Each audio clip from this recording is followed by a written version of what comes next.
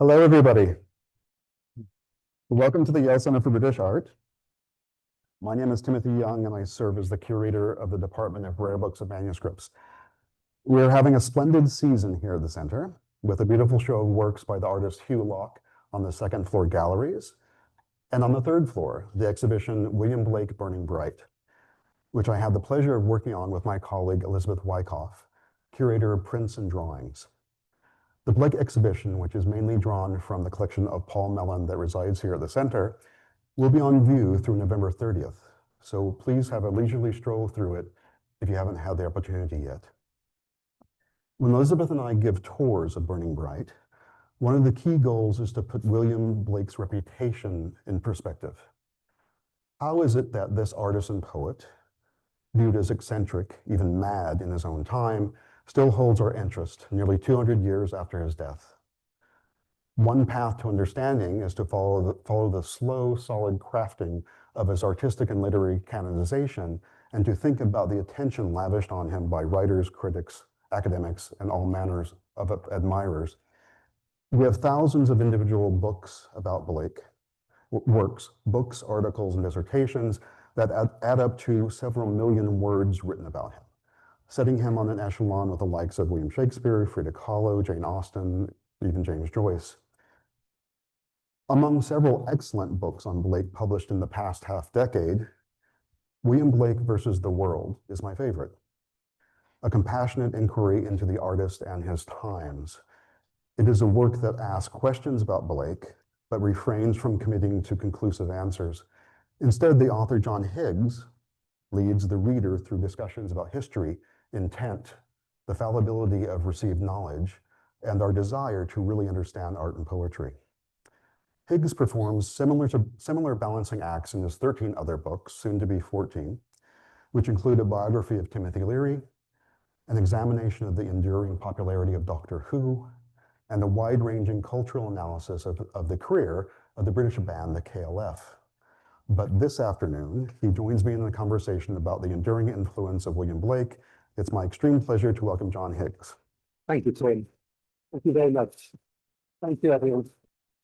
Thank you. How are you doing? I'm good. Thanks for having me. It's wonderful to be here. That's good. I'm going to start out with a very simple question. Okay. Why are we here talking about William Blake? I mean, of all the people that you would want to talk about, maybe it's particularly a British thing, where there's not that many sort of what I would consider positive sort of visions of particularly Englishness and English nationality. William Blake, for me, is probably the clearest voice, the clearest eyed, the sanest, the most useful, the most necessary voice in the British arts from the past 200 years or so. It's sort of like he's like a touchstone. Like if you have him, then it's going to be fine. But if you don't have him, if you miss him out, it's never going to be anywhere near as vivid and as important. He's everything to me, I think.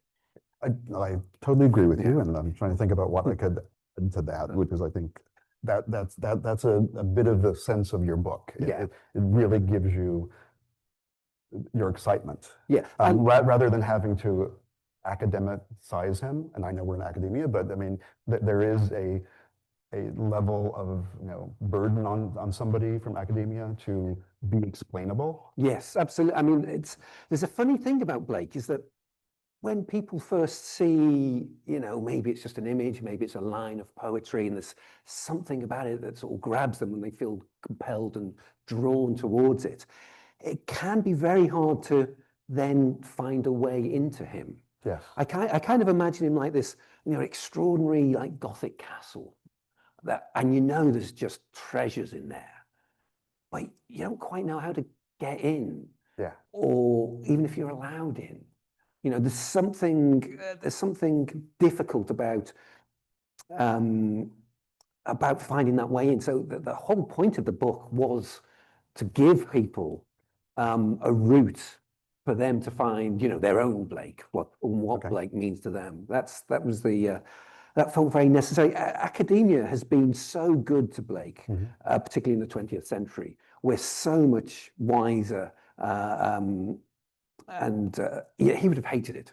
He was very much against that sort of rational sort of study, but it's really opened him up so much to us now. Yeah. It's like the further we get from him, the more we're starting to catch up with him. In his own time, pretty much nobody understood him that much, and we still don't. He's still an enigma. He's still an absolute mystery, but we're getting closer. We're getting we're slowly crawling towards him, I think. And I'm going to defer my second question here because so how does it differ? Like for us, we are getting closer to him, or do we have to individually find the way toward him? I mean, when did you first encounter Blake? Oh, I first started reading him. Well, it was my friend, an old beat writer called Brian Barrett, who I became friends with in the 90s. Blake was sort of in the UK. He was sort of always around, but in very sort of, he'd call up from the cracks in the pavement. You'd hear of him in like heavy metal records, horror films, video games, comics like Alan Moore's comics, Neil Gaiman's comics. You'd see graffiti, you'd see tattoos. It wasn't something that was handed on down from the establishment in the way that, say, Shakespeare is or Dickens is in the UK. It was something that sort of, I was always sort of aware of him. But as I say, I became friends with this beat writer who'd had the most extraordinary life. He was on the run with Timothy Leary in Algiers and Switzerland. He was part of the krautrock music scene. They were called the Cosmic Couriers. They were people who would smuggle LSD behind the Iron Curtain, not for money, but because they thought it would make a better world, Probably not a wise thing, but this is the sort of person he was. And he was a fascinating guy, but he would always defer to Blake. Blake was always the guy who got there first, And I always remember when he died, it was about 2011 he died. He was in hospital, and the big consultant came and told him he only had a few days to live. And then the consultant came to see him again the next morning, and he found him just reading Blake and singing. And the consultant thought, oh, he hasn't understood what I told him yesterday. I'll have to explain to him again that he's about to die, that it's terminal. And I went to visit him, and he was telling me this, and it just was so ludicrous to him that this professional, highly rated consultant couldn't understand that if you just had days to live, you would read Blake and sing, right? Well, and he just said to me, John, what can you do with these people? And that's how much Blake meant to him. And he gifted me my first copy of the poems, and that's when I started reading it properly. That's wonderful. And I mean, and he also was going like Blake. Absolutely. He was in bed reading and singing.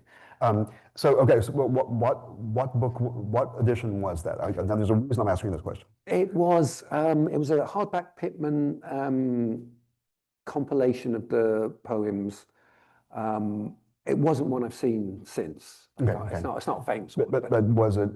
Did it have the images? Did it have the original? Okay, it was just text. So this is when we've been giving tours. I tend to now start with that question about when for students, for groups, for senior groups and stuff like that, to say what was the first experience. For me, it was the Norton Anthology of English Literature, which was simple, but onion skin paper, and everybody was in there. So I read the poems the same way I read Gerard Manley Hopkins, but I didn't see the original book until I went to library school. Go to library school, people, you'll see books. And it was like going from a photocopy to a four-dimensional movie, right?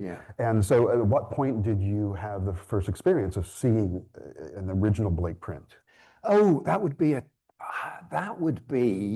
a exhibition at Tate Britain when my daughter was in her buggy. So I'm going to say about 2001.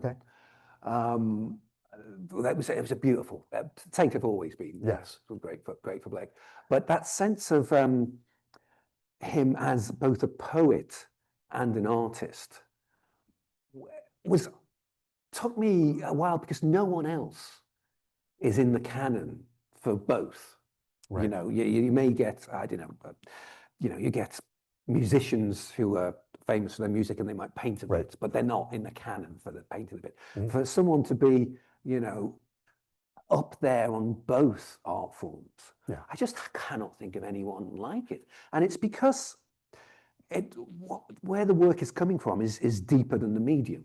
Yes. It's a very coherent worldview, very coherent, not always coherent to everyone when they first encounter his work, admittedly, but a very meaningful philosophy behind it all that just that works in prose, that works in print, that works in oils, or watercolors, or whatever.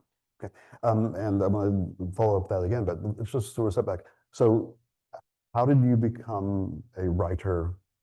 Full stop. I mean, what led you to think you could write a book? That's, I guess that's the KLF thing that we're talking about. I had written a little bit before.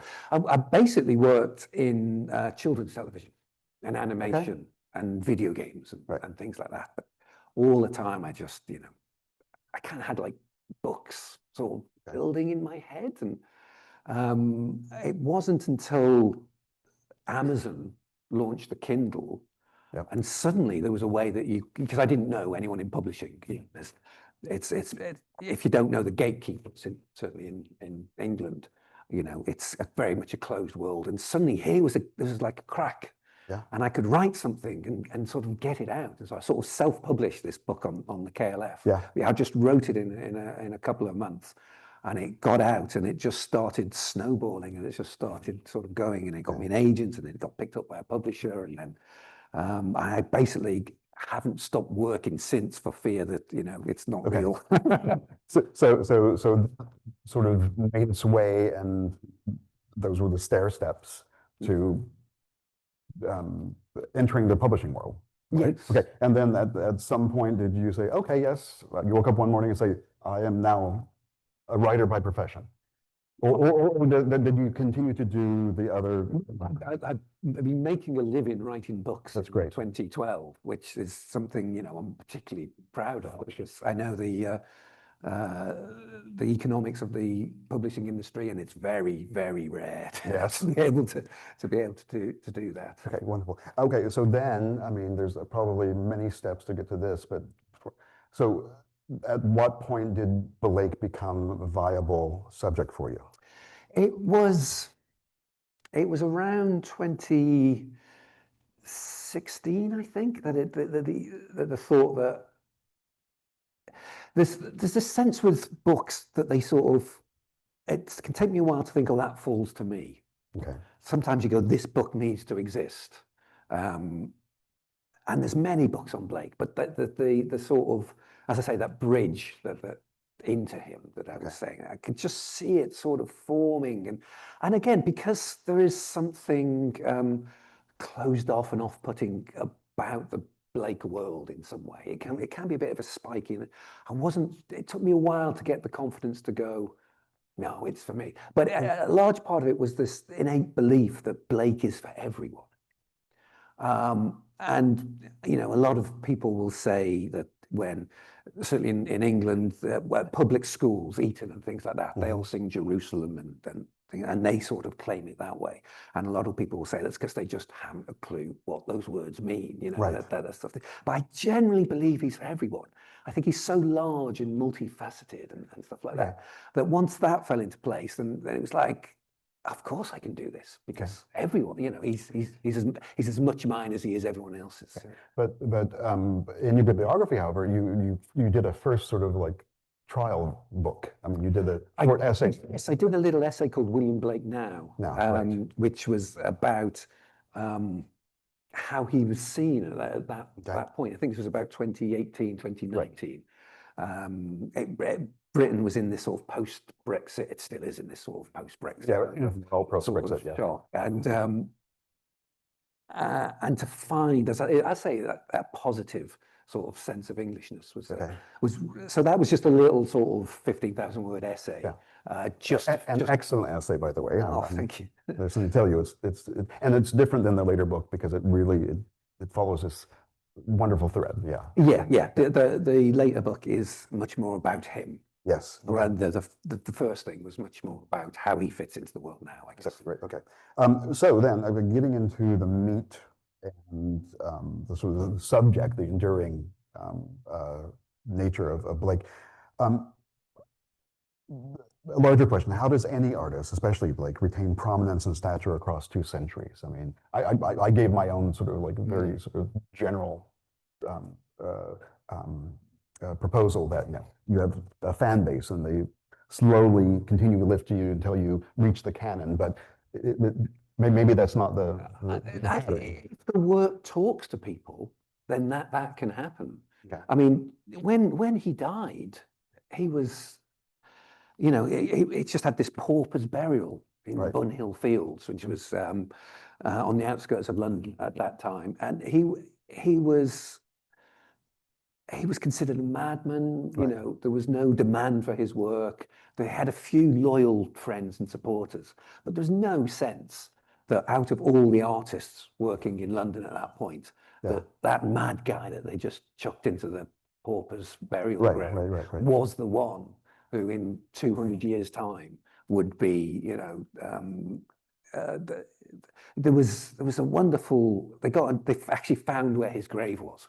Right. Because he was just under this lawn, and the Blake Society organised to have a grave mark sort of fitted over it. Yes. And the amount of people who just turned up. Right. It seemed to be people from every corner of Britain, very, very different people. Yeah. There was a beautiful choir that was sort of spread around the crowd. So when they started singing, it was like the crowd music was coming from everything.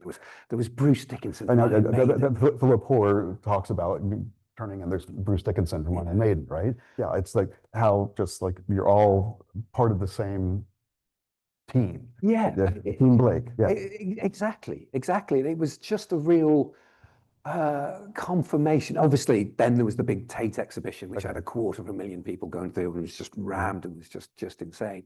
It's the only way that this can happen is because people see his images and hear his words, and it speaks to a part of them that no one else is speaking to. Right. And so it matters. Okay. So it matters to them. But let me sort of split that question in half, though, and say, okay, we could talk about these events that happened after his passing, right? Yeah. That the Gilchrist, biography, the Rossetti support, Yeats and his edition, the facsimiles, and Robbie Ross, does a show, and we can say, oh, these are the factual points in which his reputation, his work, are displayed again to the public. But there's got to be something there, worth seeing. So I think that's maybe again that is not. I mean, we can talk about our love for Blake, but you can't just say I'm going to write a reason and you're going to love Blake as well, right? But often it's a different part of him at different times in history. Okay. So in the 1960s, because Allen Ginsberg had that beatific experience that turned him into a writer. Right. Blake was such an important figure for the counterculture because he was anti-authoritarian. He was because of the sexual side of his stuff, and because it just seemed psychedelic. It just seemed mind expanding. So those are the parts of him that people gravitated to then. But now we gravitate to slightly different parts of him. Something. Particularly about the imagination now, and the imagination being the divine element of this otherwise materialistic sort of universe that we find ourselves in. Right. That tends to be what I think people are finding of value now.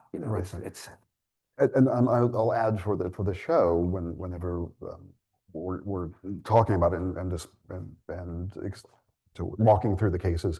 One of the sections where we've been spending a lot of time is people talking about the process, because that's I think an interesting thing. I mean, you can say I would love this image, but when you realize the amount of work. And you were talking about earlier saying that one thing we need to repeat over and over again, he was a craftsman and a worker, and he worked all the time. And also Catherine worked all the time too. It didn't just, he didn't just, throw off a few images. He had to make a physical object that could communicate that over and over to the world, even if that over and over means 5 times or 20 times, right? Absolutely. So the process is also something I think that people really find sort of a real kind of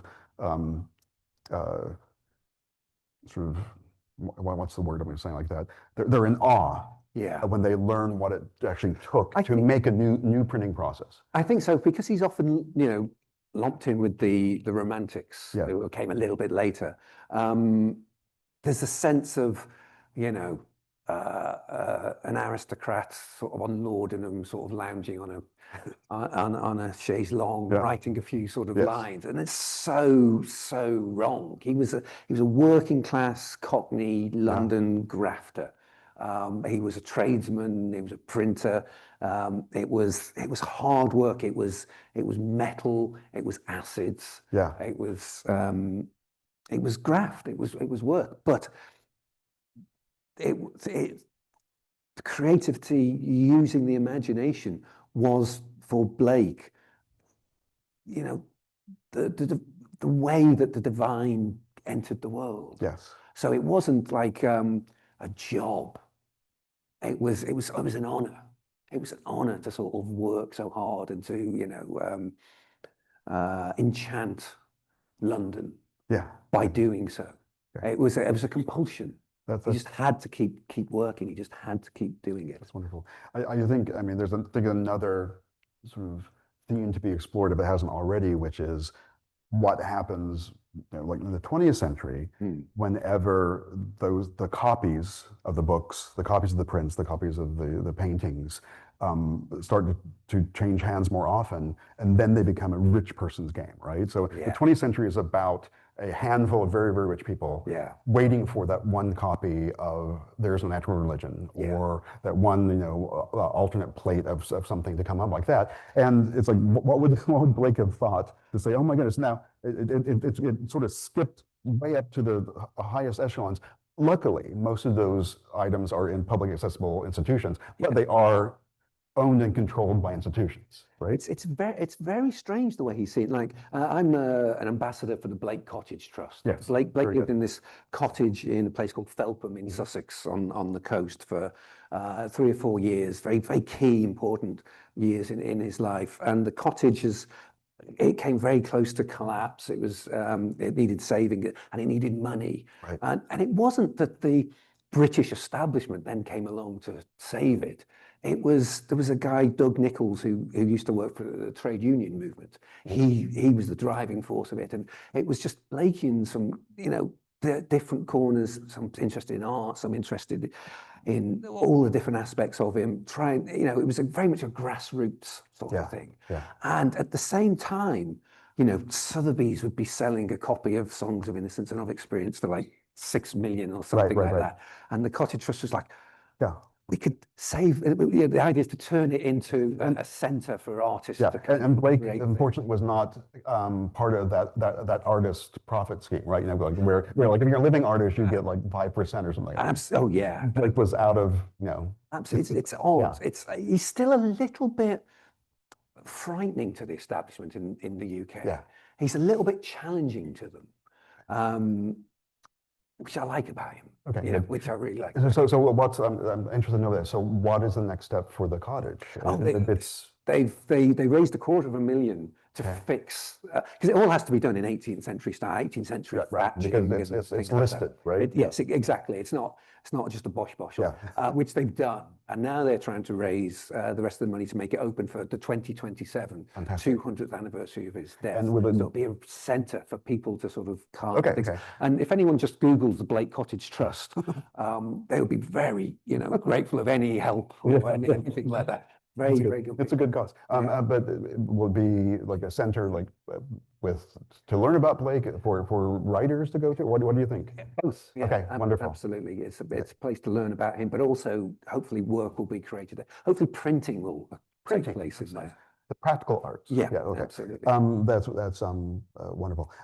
So a couple more, and then we can go to some questions because I know people want to ask about a lot of different things.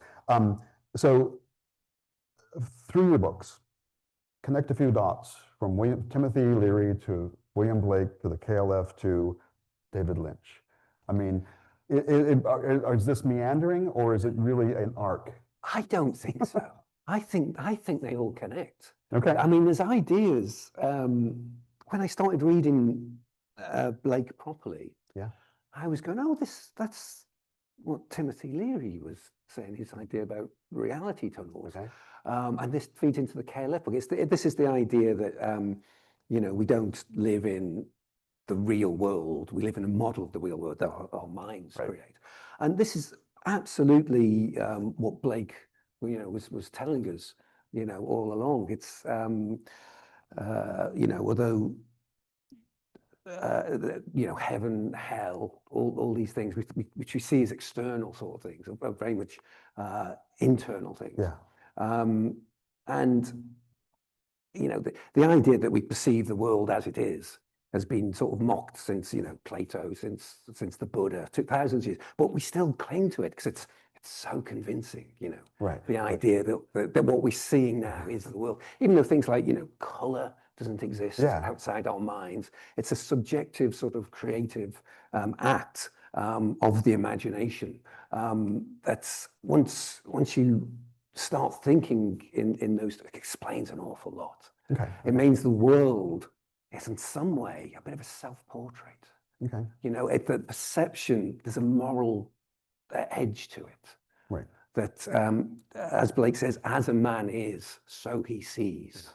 That you're seeing your innermost self reflected out in the world when you look at it, which is a troubling and strange and disturbing idea, but increasingly backed up by all the research into perception and memory and all those sort of things. And there's a quotation from the Daughters of Albion that we have on the wall of the reading room, which says the eye knows, like the eye sees more than the heart knows, right? But then I was looking, I said, no, that should be different. The heart knows more than the eye sees. I mean, they could both work either way, right? I mean, it's just getting us to think about eyes and hearts and knowledge, right? Yeah. In some way. Okay. But that sense that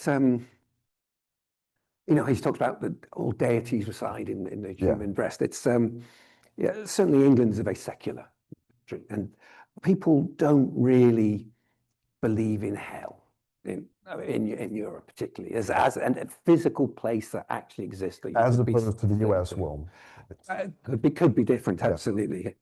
But we all know someone who's been living in hell. Yeah. And we all know that to sort of dismiss that would be wrong, because it sort of says, and when you start seeing in things in those sort of terms, the notion of living in paradise suddenly becomes quite plausible, and this is something that you don't really get from most writers, from most media. It's not a message that's out in the culture. Yeah. The sense that this could be more. With Blake, the divine aspect of everything has to be here, like in the moment, or it's nowhere. And it's not. I'm not talking at the abstract moment. I mean, this moment. It has to be sort of here. Right. And we need voice telling us this. Yeah. Because it does change your life. Getting to know Blake does improve the quality of your existence. Yes. It's such a worthwhile thing. No, I agree with you. So, I mean, without making a list like that, but are there his inheritors now? I mean, are there folks who are writing? I mean, do we have a strain of very Blakean in the best way, hopeful, but not, dismissive work that we can appeal to? There's aspects of him in quite a few people. Okay. Alan Moore springs to mind. Becoming right, yes. Alan Moore. It's certainly as much as his left brain is Eurism. He's got the heart of Blake. There's quite a lot, but as in the totality of Blake. Yeah. I don't think anyone would claim claim to be that. There's certainly some poets. K. Tempest is a British poet. Oh yes, of who course. Brave New Ancient. Sorry, I think I recognise a lot of that. But because Blake, he was so multifaceted that whatever your interests were, whether it was political, radical, artistic, religious, sexual, anarchic, visionary, psychedelic, whatever you're interested in, when you look at Blake, he will be talking about those things.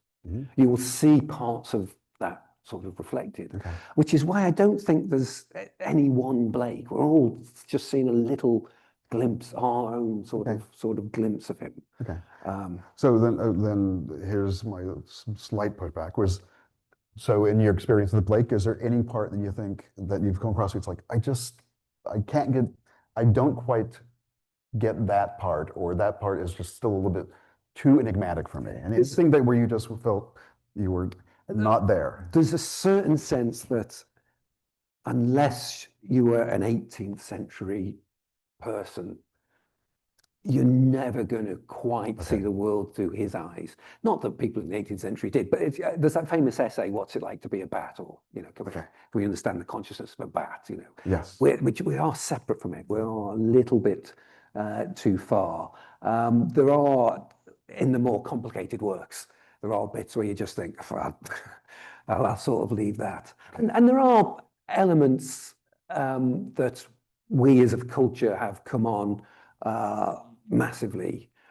So we can sort of see, we understand the intelligence in nature now, the interconnected nature of ecosystems in a way that he didn't. So when he could be very dismissive of the natural world,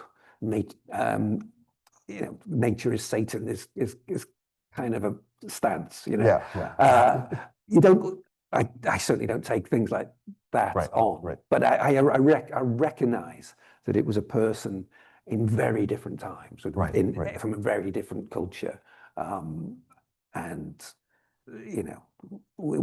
things like gender and sexuality and things like that have changed quite a lot. So even though he was well ahead of his time, Right. Well, and maybe he was well ahead of his time, but he still was a man of his time. And it's hard for us to put on his clothes and his vision exactly that we can take from it. Okay, so let me ask you sort of a bit of a winding question, but there's going to be something we can talk about here. Your writing, I think, is very wonderfully enjoyable because it's storytelling, and I think that you are not sort of leading to an irrefutable answer, saying, here is why I've asked the question and here is why, right? So which is a lot of the pattern of a lot of books who try to explain too much, right? So the real question is that in the last chapter of the KLF book, fantastic book, you stop. You're starting to explain and you stop and you say, okay, you can put the book down, or I was listening to an audiobook, you say, stop the audiobook right now, and then just go be happy. Or follow me and I'm going to kind of like take apart my argument, which is saying that the only way to really break free of this kind of prison of postmodernist circumlocution that we just explain until we should be explaining like that is, and that's, okay, I'll explain it. Sorry, or I won't explain it. Multiple model agnosticism. And I'm thinking of this, is that, okay, so walk us as gently as you can through what is it and how does it help us think about our understanding or not understanding something. Sorry, that's very important. How do I explain that? It's the luxury of not being an academic. It means I don't have to sort of, to say, there it is, say this is the one true Blake or anything like that. Multiple model agnosticism is the view that it's like admitting I don't have the one true, correct perspective on everything. As much as we think we do. Yes. There's 6 billion people on the planet, and you're never going to meet someone who agrees with you in fine detail about everything.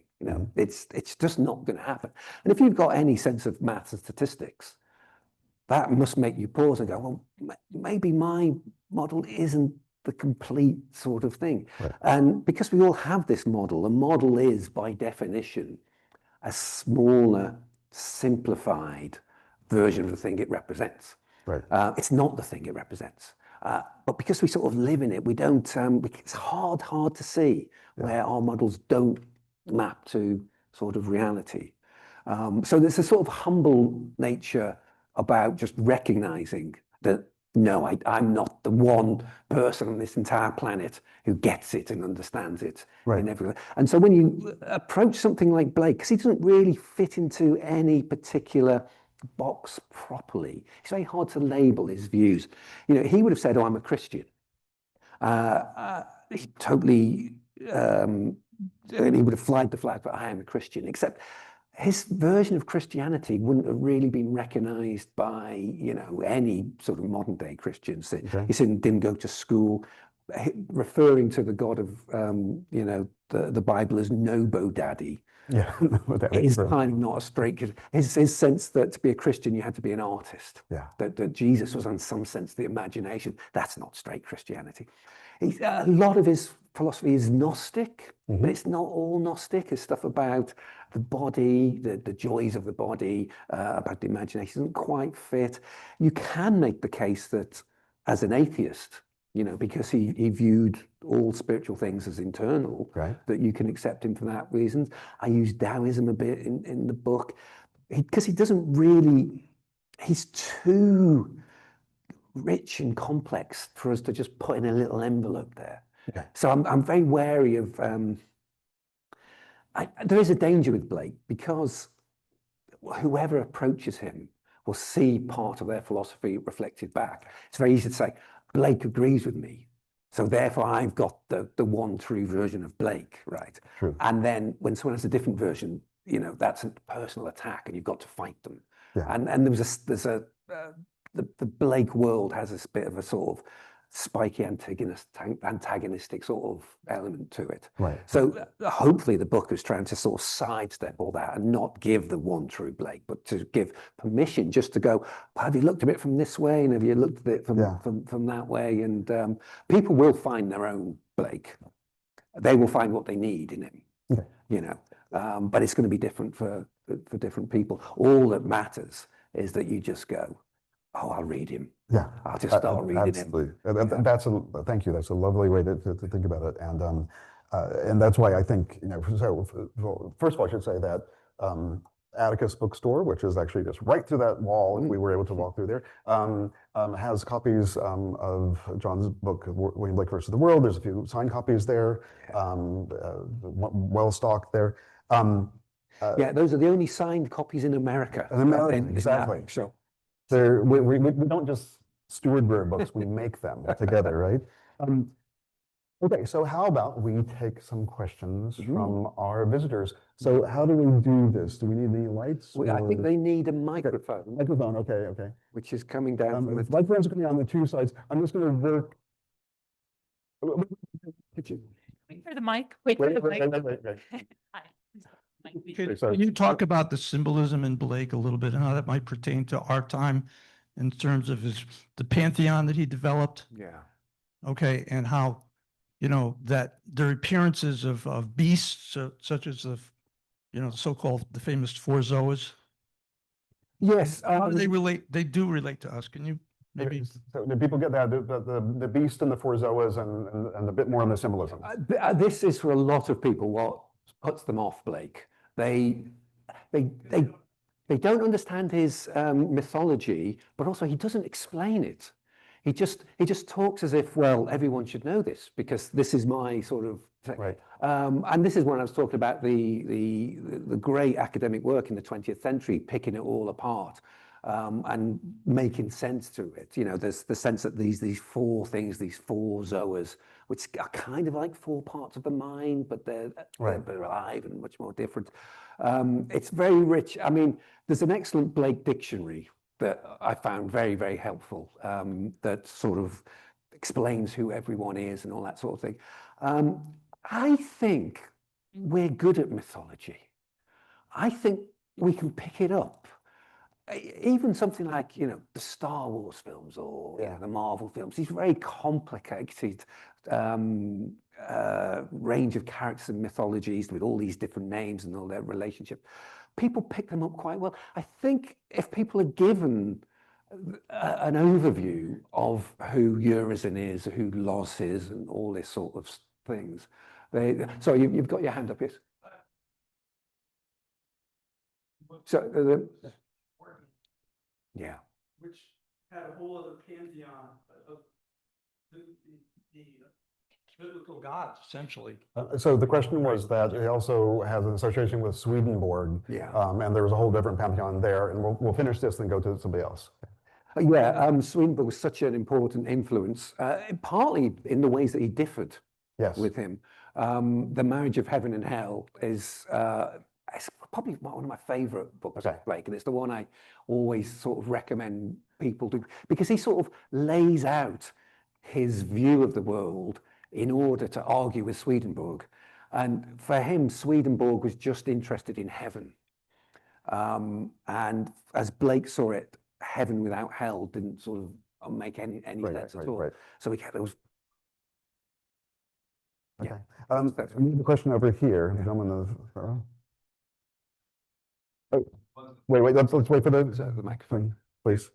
No, I was lucky to study a little bit of Blake in undergrad when dinosaurs walked the earth long ago. But is there besides the dictionary, is there sort of a little bit less academic entry point for understanding a little bit of the basics of Nobodaddy and Lois? I'm sorry, I'm not familiar with your work. Sure, I do give I hope it's enough of an overview to sort of get people started in that. It's not it's anything on the level of the dictionary, but the sense of the zoas and the emanations and all these very complicated things to start off. It should be in there. And I was going to suggest that a source that was very useful for me and everybody here. There is, I think, one of the most successful consortial research websites is online called the William Blake Archive. And you can see all the issues, and you can read every very, very long, wonderful academic paper printed in the William Blake Quarterly. But it's also really great for teaching because most libraries that have public accessible copies of his books have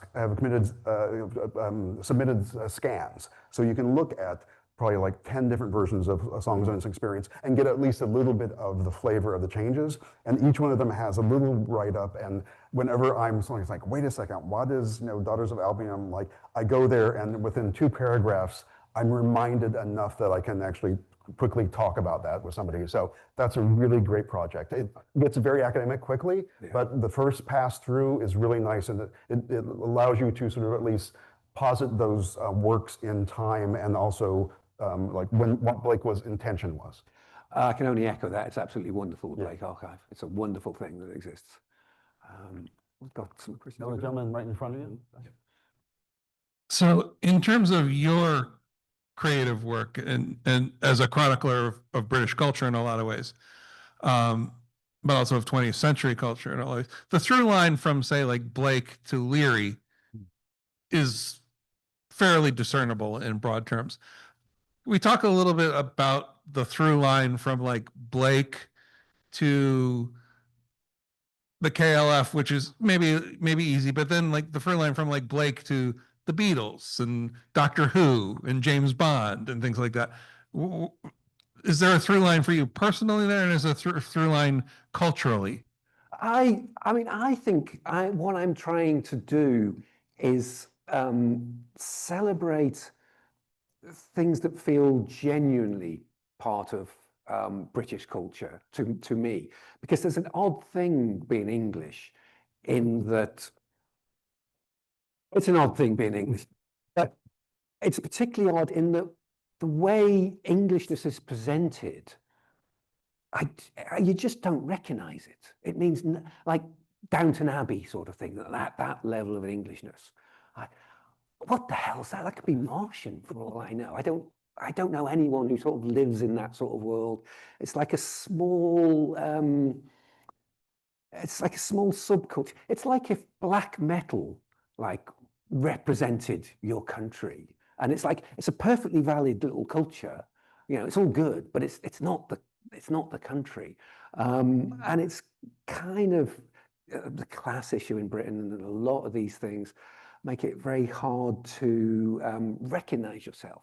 And the world outside Britain tends to prefer this, you know, like things like Paddington, right? That are just polite and sort of nice. And the country I know is nuts. It's insane. It's this weird pagan cauldron of a lot of wonderful things, but it's not Downton Abbey at all. So the aspects of the country that I've grown up in that I recognize are in things like the Beatles, you know, are in things like Doctor Who, certainly in the KLF and things like that. So these are like there's of interesting Britishness, or they're communicating to the outside world a much more complex and agile version of Englishness. Are sufficiently mad. Okay. Like Monty Python, you know, we're Right, stupid. right. We're the stupid, and you don't. That sort of doesn't come across with silly. It's a ridiculous country, and things that capture that I'm very interested in. We'll do one on this side first. So this gentleman right here. Thank you very much for being here. I really enjoyed. Shortly after reading it, I was discussing it with a friend of mine who's a psychiatrist, and she deals with some very severe cases of psychosis, and some of her patients have these sort of waking visions, like similar to what Blake experienced. I know in the book you sort of caution against retroactively diagnosing him or anachronistically doing so.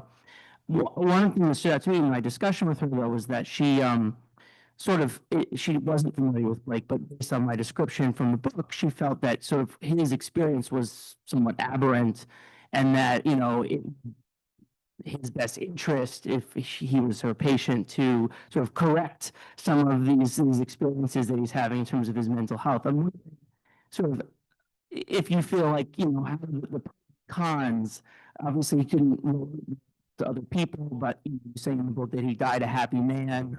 The wells, what is how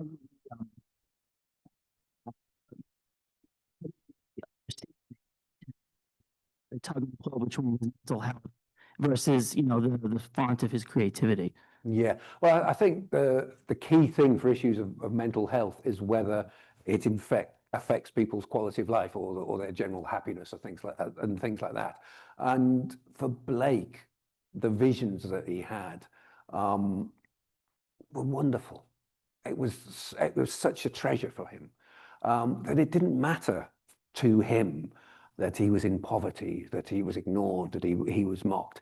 You know, he had this wonder in his life, and if someone had tried to come along and like cure him of it, he would not. that would not have happened.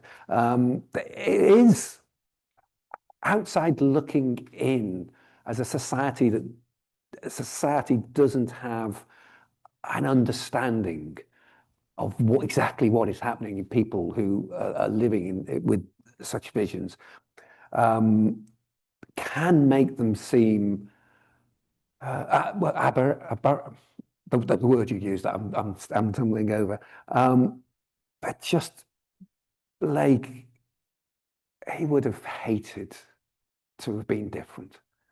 It was different from the way he was. Yes, yeah. He would have hated it, I think. Not that your friend shouldn't try and help other people now. For Blake, it would be very difficult. Okay, wonderful. Thank you. Gentleman there. Jacket. Yeah. Thank you. Sorry. Given the various works that Blake has referenced, most notably John Milton's Paradise Lost, he's probably, you could argue that he's been very well read. As such, given that it came out in his lifetime, and it is the spooky season after all, what do you think he would have made of Mary Shelley's Frankenstein? Oh, yes. Good question. That's a great question. Oh, I've never been asked what Blake would make of Frankenstein. My immediate reaction would, because of the Gothic nature, he was so drawn to the Gothic, that sense of the weight of the past crushing the sort of present, that he would love. But the sense of a human being made, I think, would have horrified him. The idea that the spark of life could have been created by man, by Victor Frankenstein. He would have been appalled by that. You know, for him, that came from beyond. That came from the light, or whatever you'd want to call the source of the divine, of that immaterial aspect of the universe. So he would have probably been fascinated by the book, and he would probably have been horrified by it in the way that Mary Shelley intended people to be horrified by it. That would be my guess. Yeah. Oh, I'd love. But I was going to say, but then he also spent most of his creative life inventing creatures, inventing men, inventing. I mean, he was involved in the mental process of inventing lives and bodies, right? But the idea that there's a story where but the actual divine spark could be stolen by man and infused into it. That's sort of like the break. Yeah, these were I don't know, spirits or one. Yeah, spirits. Right. These were immaterial things. That doesn't mean they weren't real. Right. But they weren't matter. They weren't matter. Right. Right. And that matter. Yeah. So you know, he sort of viewed humans, because they had access to the to that divine spark of the imagination, as such an elevated, part of creation. The idea that they could come off an assembly line and we could make them now, and someone like Newton, with their learning and their rational sort of thinking could sort science of fiction could produce that. It's kind of like AI now, in that it can't, the things that it can't do are very clear to writers and artists and musicians and things like that. They seem remarkably less clear to the tech companies. They seem a bit blind to. It's starting to be a bit of a problem. Yeah. Sorry. No, I'd like to understand. But let's there's in the middle of the road. Yes, here we are. Sure, of the many artists who hate AI, Blake would have been the most hateful of it. Forgive me if this comes up in your book. I have it, I just haven't gotten around to reading it yet. But I was curious, what if you had a moment in your life where you're viewing or listening to something and suddenly it just came over you like, oh my God, I'm looking at Blake or hearing Blake in some way interpolated through the artist who's sort of creating, and you just wouldn't have had that expectation beforehand, because I was introduced to Blake specifically. There's a series of anime films I really like, and at the climax of one of them, there's an image of these two kind of spiritual beings, one sort of feminine, one masculine, kind of joining together. And when I was sort of researching all of it, I discovered comparisons to the body and the soul reunited from his printings of the grave. So I was just curious if you've ever had a moment kind of like that. Yes, I mean, you can see Blake in a lot of things. In terms, the question was whether you sort of feel like you've encountered him. Yes. Why do you a forest and a flower talk to you or something? I talk a lot in the book about an experience he had walking through the Sussex countryside, where he gets into an argument with a thistle. And what I forgot to say was, in Sussex, thistles can be really big things. Yeah. It's not That's their face. Yeah. I would. It's a great question. It's whether I'm just projecting Blake onto things, which is very easy to do when you've spent so much time sort of absorbed in him. But I was talking earlier, I see a lot of Blake in prints. I wrote an article for a music magazine about Blake and Prince. They, again, that compulsion, that need to work, because the work was the one thing that got that got them close to God, you know. That was, but also the way that God was mixed with sexuality, that sort of strange sort of mix. And, you know, Prince saw visions as a child, and there's 100 different sort of reasons for him. And there's not many people who, you know, are listening to like Love Sexy. I go, Blake. Yeah. So, which is a habit of what I do. So, yeah. So, things like that. Thank you. And you brought us exactly to the hour. Let's thank our guest.